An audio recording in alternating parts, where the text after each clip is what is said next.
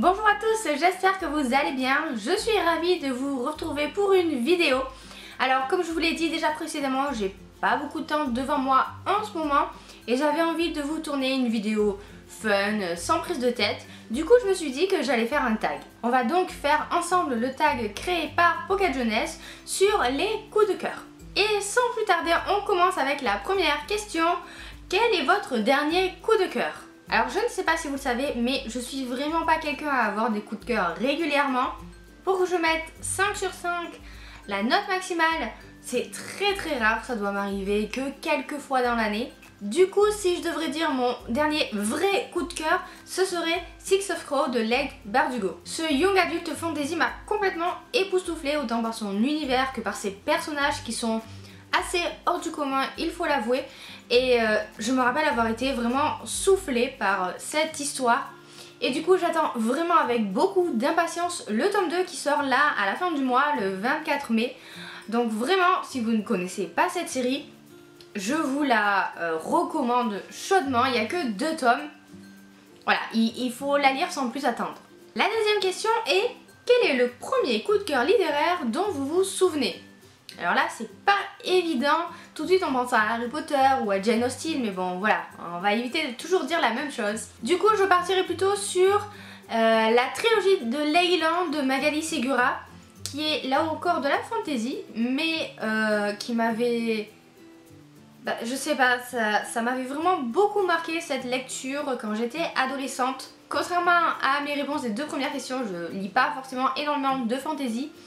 Mais je me rappelle que ces 3 romans m'avaient vraiment emporté. J'avais eu un petit peu de mal à démarrer puisque forcément la fantasy c'est pas toujours ce qui est le plus évident à lire. Mais ça m'avait tellement laissé une forte impression que j'ai décidé de prendre comme pseudo Eléa puisque c'est le nom de l'héroïne du roman. Et c'est une série que j'aimerais vraiment beaucoup relire maintenant que je suis adulte. J'espère pouvoir le faire prochainement, avoir le temps de le faire. La troisième question nous demande de citer un roman dans lequel l'intrigue nous a époustouflés. Et là, je dirais Perdu et retrouvé de Kate Clark. Ça a été le premier Kate Clark que j'ai lu et autant vous dire que j'ai pris une claque magistrale. Voilà, quand je suis rentrée dans ce bouquin, il m'en était impossible d'en sortir. J'ai trouvé que c'était vraiment très bien fait. Certes, on n'a pas énormément de retournements de situation, de révélations, de choses choquantes, pas du tout. C'est très subtil, tout est dans la pesanteur de l'atmosphère et c'est ce que je pense j'ai le plus aimé. C'était cette intrigue qui se dévoilait très lentement, petit à petit. On attendait la révélation, on attendait que quelque chose d'affreux se passe et à la fin, on a cette fin qui... Voilà quoi, qui nous fait refermer le livre en se disant waouh, ça c'était bien joué. La quatrième question est: citez un roman pour lequel vous ne vouliez pas quitter les personnages. Là aussi c'est facile, tout de suite je pense à la série Insaisissable de Tahereh Mafi, ce qui tombe bien d'ailleurs parce que nos personnages préférés, Chouchou, Warner et Juliette un petit peu, mais bon Warner quoi, vont revenir puisque l'auteur a d'ailleurs mentionné qu'elle comptait publier 3 tomes de plus à la série Insaisissable en variant le point de vue de Juliette et de Warner. Donc voilà, je pense que quand j'ai vu cette nouvelle, j'étais juste joie. J'ai tellement hâte de lire cette suite et j'espère qu'elle sera à la hauteur des tomes précédents. D'autant plus que c'est quand même ma série Young Adult préférée.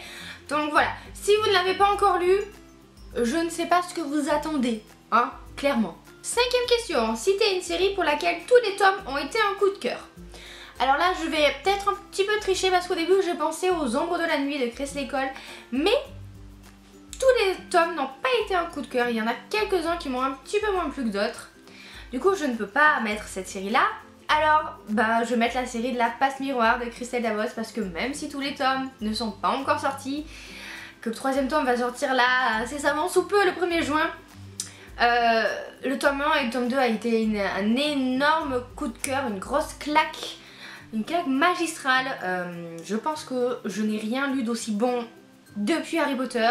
Voilà, je vous l'avais dit, hein, j'avais fait une vidéo spécialement là-dessus à la fin de l'année dernière. Et du coup voilà, ces 2 tomes ont été vraiment des coups de cœur. Je pense que le 3e le sera autant et le 4e j'imagine. Enfin, si l'auteur reste dans cette percée, je ne vois pas pourquoi il n'y aurait pas de coup de cœur aussi. Donc voilà, La Passe Miroir, c'est une série qui, j'espère, ne me décevra pas. 6e question, quel roman coup de cœur vous a séduit dès les premières pages? Et là j'ai pensé tout de suite à Beautiful Bastard de Christina Loren, qui a été qui est une romance contemporaine très amusante, qui certes maintenant peut sembler peut-être un petit peu dépassée, mais qui pour moi reste quand même une référence de la romance au bureau, quoi, sur les lieux de travail. Et j'hésite aussi vraiment à le mettre à égalité avec Meilleur Ennemi de Sally Thorne, parce que voilà, je les mets à égalité tous les deux parce que là encore ce sont 2 romances qui se passent entre collègues de travail. Je pense que j'aime beaucoup ce genre là au passage, hein, mais dès que j'ai lu les premières pages, tout de suite j'ai adoré les personnages, j'ai adoré la manière dont ils se parlaient, cette relation amour-haine, vous savez que je suis fan. Et tout de suite quand j'ai lu les quelques premières pages donc, de ces 2 romans, je me suis dit ça va être un coup de cœur. Et je m'étais pas trompée. 7e question, quel roman coup de cœur vous a séduit sur la longueur? Et là je penserai plutôt à Mécanique Infernale, le 1er tome de la série Darkwing de Sharon Cameron. Le 2e tome a été un peu plus décevant, mais le 1er tome avait été une révélation. C'est un roman que j'avais acheté un petit peu par hasard sans avoir lu aucun avis, ce qui m'arrive quand même très rarement. J'avais commencé à le lire et je m'étais dit waouh, mais en fait disons que c'est pas mal ça. Et je l'avais juste lu d'une traite. Et quand je l'ai refermé, je me suis dit ah ouais, ça c'est un coup de cœur. Voilà, au début je pensais pas forcément que ça allait être un coup de cœur, et puis au fur et à mesure de ma lecture ça s'est confirmé, la qualité d'écriture, la qualité de l'intrigue, la qualité de l'univers, des personnages, tout ça.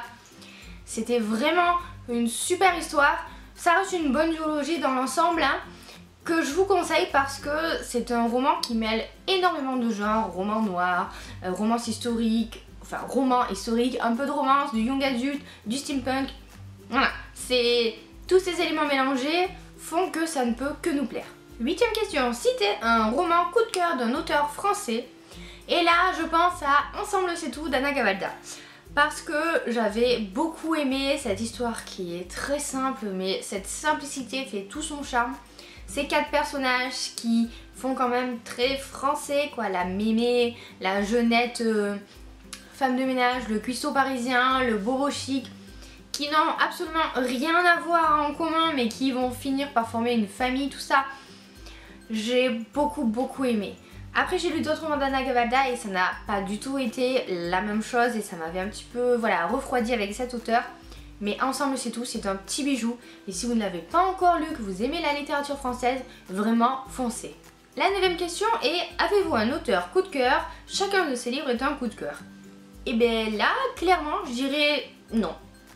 À moins évidemment de penser au roman de Jane Austen par exemple. Mais bon voilà, j'ai jamais lu Mansfield Park par contre, donc je peux pas vraiment dire. Mais non. Je vais pas encore dire Christelle Davos parce qu'elle en a fait que 2 de bouquins. Mais j'avoue que même par exemple J.K. Rowling, Une place à prendre m'avait pas mal déstabilisée et j'ai toujours pas lu ses policiers donc voilà, je répondrai non. La question 10 est, citez un livre que vous souhaitez lire et que vous pressentez être un coup de cœur. Là je dirais, et c'est complètement ma faute et je ne l'ai toujours pas lu parce qu'il est dans ma pile à lire depuis des années, je dirais donc Hopeless de Colleen Hoover parce que c'est tout à fait le genre de romance young adulte que j'apprécie. Et Colleen Hoover enchaîne les coups de cœur, on le sait tous que c'est devenu la reine de la romance. Donc voilà, on verra bien, il faut absolument que je le lise d'ici cet été. C'était une de mes résolutions de 2017, je vais le faire. La 11e question est, avez-vous un roman coup de cœur dans un genre littéraire qui n'est pas votre favori? Et là je vous avoue que j'ai dû un petit peu me creuser la cervelle pour trouver, et je dirais, et ça remonte à longtemps, le Da Vinci Code de Dan Brown. Parce que c'est un bouquin qui m'avait absolument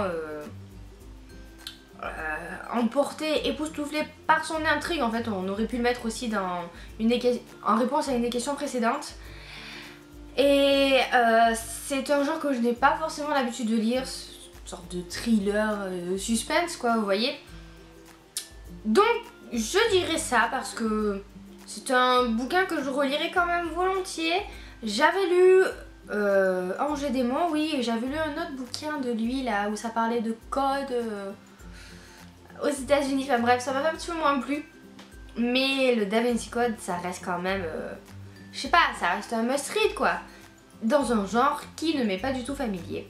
Donc voilà ma réponse. Et la dernière question est, avez-vous un coup de cœur Pocket Jeunesse? Oui.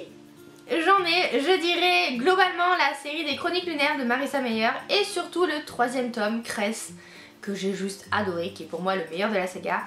Chacun a son avis et c'est vraiment une histoire d'affinité je pense avec les personnages. Et voilà, la série dans son ensemble est géniale, je pense que je vais pas vous parler de l'intrigue parce que tout le monde sait que c'est une réécriture de contes de fées.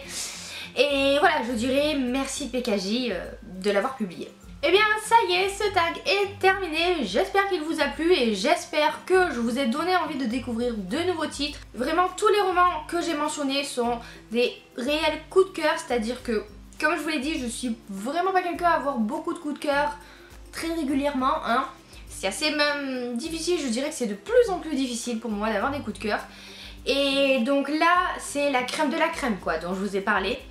Donc si quelques-uns vous tentent, s'il y en a un qui ressort, dont, disons, mon argumentaire vous a plu, foncez, n'hésitez pas. Et sur ce, moi, je vais vous laisser. Je vous fais plein de bisous, je vous souhaite de très bonnes lectures à venir et à bientôt dans une prochaine vidéo.